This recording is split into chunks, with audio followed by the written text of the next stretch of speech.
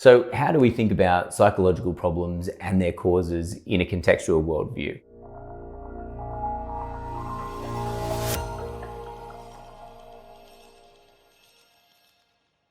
A lot of the theories that we have around psychological problems and their causes in psychology are from schools of thought like structuralism and mentalism. And structuralism and mentalism are both schools of thought which place the causes of behavior or of psychological problems inside the person.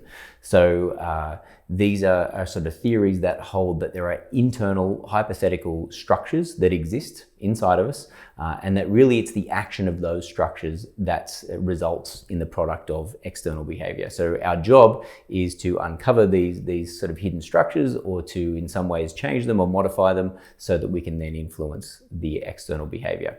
And you see this everywhere in psychology. So this happens when we explain behavior with reference to a diagnostic category. We say somebody did something because of their OCD. Or it happens when we reference a personality style. So we might say that, David's narcissistic. David did this because he's narcissistic. Or it might happen because we reference a schema, or we could reference something like low self-esteem. So we're kind of, we're taking some internal kind of structure that's within the person, and we're saying that's kind of the cause of external behavior. That's what happens in mentalism and structuralism. This is very different to how we would approach psychological problems and their causes in a contextual worldview, which we'll talk about in this video. So one of the problems of placing the problem inside the person or inside the individual is that it really kind of neglects the context. It doesn't really explain kind of contextual variability. So we might have a situation where I might say to you, David engages in, aggressive behavior towards his partner because he's narcissistic. Now that would be appealing to an internal cause, a personality style. But again, it doesn't really tell me kind of the conditions under which David engages in those behaviors, or the conditions under which he doesn't engage in those behaviors. So I'm really kind of no clearer about the kinds of contextual variables that push his behavior around. The other problematic reason for placing a problem inside an individual is that it kind of, from a treatment perspective, it doesn't really give us much clear direction in terms of what to do. If we say that someone's behavior is caused by their diagnostic category, so somebody does something because they have depression, it doesn't give me a lot of kind of treatment direction in terms of how do I work with a person sitting in front of me in the room. It doesn't tell me what the problem behaviors are. It doesn't tell me what kinds of behaviors that person is wanting to work towards. And it doesn't tell me the contextual conditions that push either of those things around. So just making sense of someone's behavior with a singular diagnosis or a singular personality style, or some kind of internal structure doesn't give us much in the way of directions in therapy. So in a contextual worldview, we make sense of people's behavior and psychological problems by trying to understand the function of their behavior and trying to place that into the broader context. So try to understand the relationships between their behavior and the contextual environments that influence it. So how do we look for those kind of relationships between behavior and context? We look for the patterns of interaction that occur between people with their inner worlds and with their outer worlds. And kind of this is often where we sort of seek out the information about psychological problems. So the problem is not inside the person from a contextual point of view. The problem can be found by looking at the patterns of interaction that people have with their inner and outer worlds, and how those play out over time. So take the example of maybe someone who you're seeing diagnosed with OCD. Right now, you don't kind of go to bed one night and sort of wake up the next morning with full-blown severe OCD and a 5-hour house cleaning ritual. You have to kind of learn your way into those kinds of patterns over time. And you have to do that by interacting with your inner and outer worlds in a particular way, and in a way that you kind of repeat. You have to kind of act on certain compulsions, on a regular basis in a certain way, again and again and again. And eventually those kind of repertoires start to unfold in ways that look like what we might then label OCD. And we kind of know this from our experience in therapy. You'll know this if you've worked clinically for any period of time. If you're working with say, somebody diagnosed with depression, 10 different people that you're working with that diagnosis, you may well take 10 different courses of therapy. For some people, most effective treatment is going to look like a large focus on interpersonal skills. For other people, it might be more around kind of behavioral activation. There are a lot of different kind of trajectories that you can sort of go down. So when we kind of place the problem inside the person, we don't get any of that kind of specific contextual information. So let's look at a clinical example, and we're going to look at an example of a client called Dean. Now, Dean is a collection of many clients that I've worked with over the years, so he's not a real person. Dean was someone who's referred to me who met diagnostic criteria for depression. So specifically, let's look at the criteria that he met. So Dean experienced these criteria: depressed mood most of the day, every day for 2 weeks or more, fatigue or loss of energy, feelings of worthlessness or inappropriate guilt, diminished ability to think or concentrate, and recurrent suicidal ideation. Okay, so Dean came along, met all of those kind of diagnostic criteria. Let me tell you a little bit about how Dean's history kind of played out. So Dean grew up in a household where his father was particularly violent and abusive.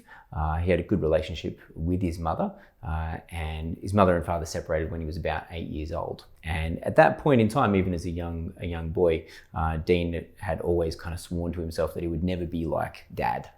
He grew up with a lot of fear in that environment. So that was something that, was very clear in his mind. He went to school, functioned well in school. He functioned well in high school, had friends. He always related to kind of being the quiet one in the group. But with Dean's emphasis on trying to not be like his dad, this focused a lot on his relationship with anger. So one of the things Dean associated his dad with was anger and expressions of anger.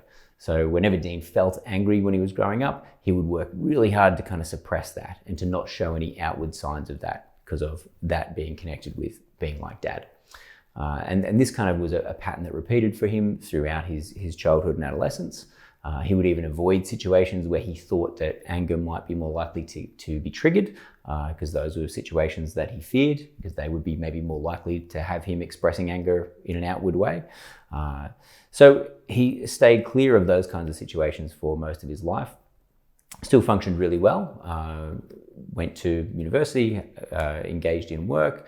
Dean only came to therapy really after he'd been married for a few years, and in the year after the birth of his first child. He showed up to therapy around about that time. And this was because that there was a lot of stresses going on in his life at the time. So the stress of having a new baby, workplace stresses, financial strain, irregular kind of sleeping with the baby.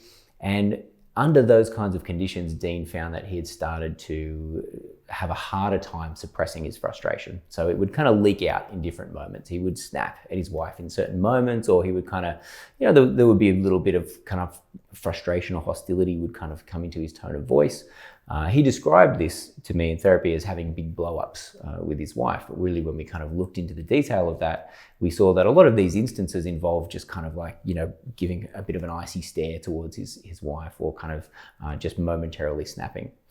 After Dean had an incident like that, he would experience a huge amount of secondary guilt and shame in response to this, because this, for Dean, was him being like his dad. So he would immediately retreat, and he would immediately isolate himself from his wife and from his baby. And he would kind of ruminate a lot on this. It started to affect his sleep. He wasn't sleeping well because he was up all night ruminating on the thoughts. And he even started to experience suicidal ideation regularly, because for him, he felt that he couldn't possibly put his wife and child through being exposed to the monster that he was from being like his dad. So this is kind of Dean's history in his presentation, or at least a very simplified version of it. So let's look at these kind of diagnostic criteria for depression again, and have a look and see whether Dean ticks the boxes for these things. I mean, yes, he does tick the boxes for kind of all of these criteria, sure. Is it useful, or is it helpful for us in any way clinically to make sense of all of those relationships that Dean is experiencing between his context and behavior, by saying he's having problems with this now because he's got depression, or because he's got a chemical imbalance, or because he's got a family history or a genetic predisposition? None of those explanations really seem to kind of capture the full picture or the full kind of context of what Dean's experiencing. And when you look at those kind of diagnostic criteria for depression, you can see that, yeah, they are there, but they've also kind of come about through a very specific trajectory over time. Some of those symptoms that are there, including the inability to think and concentrate, that had been something Dean had struggled with a little bit over time. He was always preoccupied with whether or not he was coming across as being angry, and preoccupied with kind of monitoring his own emotions to try and keep anger down and keep any expressions of anger away. So difficulty concentrating had been a little bit of an issue for him over time. And that had affected his mood at times. But some of these other symptoms only kind of came in really as a result of the life stresses that he was experiencing. His disrupted sleep, which really only began as a kind of a roll on from having a new baby and getting disrupted sleep. And it was in that context that then he sort of had these angry outbursts, which then led to some of those other symptoms of feelings of inappropriate guilt and suicidal ideation and depressed mood most of the day, all the time. So these things have unfolded in a certain way, and they're functionally related to each other, these symptoms. And there are also things that are functionally related to Dean's current problem situation that are not included there. The relationship difficulties with his wife, his inability to kind of articulate to his wife what he's actually experiencing, the financial pressures and stresses at work, like some of those other environmental stresses that are impacting on him are not included at all in that list of diagnostic criteria, but are certainly functionally related to what he's experiencing. So when we make sense of Dean's problem from a contextual point of view, we look for patterns of interaction with his inner world and with his outer world. And you can even see in this diagram, I've kind of like drawn some links between sort of functional relationships between Dean's behavior and different things happening in his world. And you can see here that there are some patterns, or there are some loops almost, some self-sustaining patterns that are in his behavior. He's interacted with his anger a certain way over time, over many, many years. Whenever anger shows up, he works to avoid it, avoid situations where it might show up. That becomes a pattern of interaction that he has with his inner world, which obviously has costs and downsides on its own. It means that he never gets to learn to express anger in kind of healthy ways. There's also a subtle avoidance of kind of shame in there for him as well, because really, if he lets that anger out, it's the shame that kind of shows up, which is so painful for him. And there's patterns of interaction that Dean has with his outer world, with his outer context as well. So the way that he interacts with other people in ways that minimize them seeing any anger from him, or the way that he's interacting with his wife now that he has kind of started having these problems, and the avoidance of her, the avoidance of his child, in order to kind of spare them from being exposed to him. So you can see that there are some particular patterns in there of how Dean interacts with the context that over time have become problematic. And that's how we think about explaining kind of psychological problems in a contextual worldview. We look for the relationships between behavior and context. We watch for problematic patterns that might be showing up in those interactions and how they play out over time. And it also gives us a good idea as to how we might kind of direct our treatment. If we're only looking at the diagnostic criteria for depression, the only treatment direction we've got is give him a standardized treatment for depression or give him an antidepressant. But it really doesn't address some of the nuances of the patterns that Dean has got himself into over time. Looking at the pattern with anger and trying to avoid anger, maybe that speaks to the importance of doing some work around some acceptance-based work with anger or with shame, or some interpersonal work around connecting with his wife more effectively or more vulnerable, kind of disclosing to her in those ways, as just a quick example. But hopefully the example itself kind of illustrates how we think differently about psychological problems from a contextual point of view, as opposed to kind of structural or kind of more mentalistic worldviews.